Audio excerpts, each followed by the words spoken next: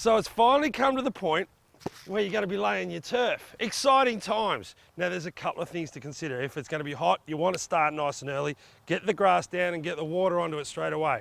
And if it's been wet, because this is cut fresh for you every day, there might be a delay coming out of the farm because they can't cut it.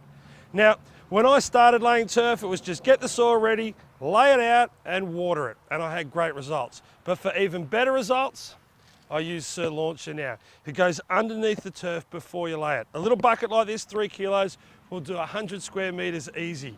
What it does is it's got a thing called moisture magnets in it. So when you water the lawn, the water hangs around longer and this guy gets established quicker. It's a win-win because it's got a starter fertilizer in it as well. So how do we apply it? Well, light, and I like to go over it both ways in both directions so I know I've got a nice even coverage. The reason why I like to do it light and go over it in a couple of different directions, it's a lot easier to put a little bit more down if it's light than to try and pick it up if you put down too much. We're ready to lay turf. Now it's pretty simple. I always tell people, make sure it's green side up. That's a great start. But actually there is a bit of a science to it. I like to go around the edges against any hard surfaces with full slabs.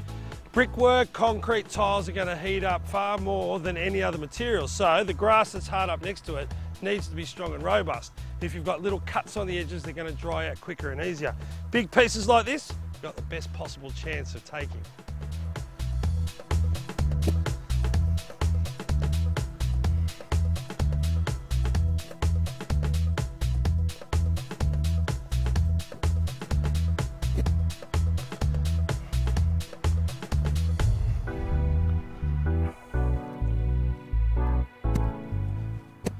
It's not too hard to lay turf, but if you do a couple of things and you show a little bit of patience putting it down, you're going to get a better result.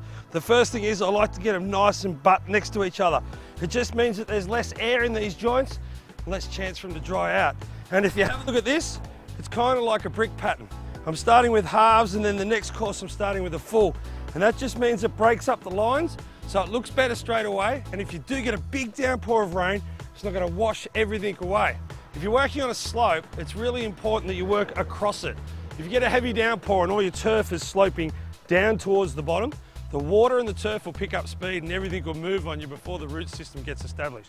On a nice flat area like this, it's not so important, but aesthetically, it just depends on where you're looking at the lawn, because for the first couple of weeks, you're going to see a few little lines. I'm going across this way because most people are entering the building that way.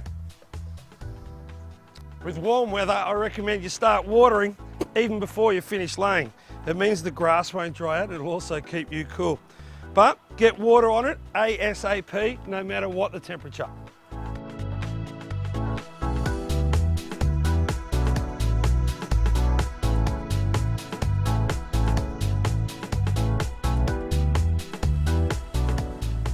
By far and away, this is the most enjoyable part of the job. Watering it in, standing back and admiring your new Sir Walter lawn. Now, how much do you water? Well, at first, I don't think you can overwater a new lawn. I like to do it morning and night.